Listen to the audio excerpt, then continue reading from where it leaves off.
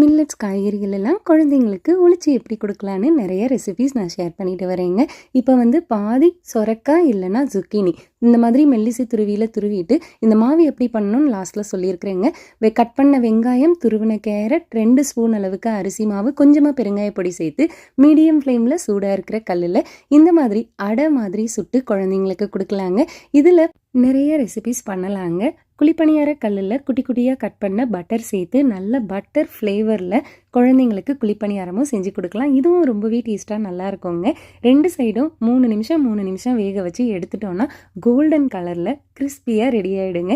இதுக்கு தொட்டுக்க நான் தக்காளியும் சிவப்பு குடமிளகாயும் சேர்த்து சட்னி தான் ரெடி பண்ணியிருந்தேங்க. இப்போ இந்த மாவு எப்படி ரெடி பண்ணுறதுன்னு பார்க்கலாம்.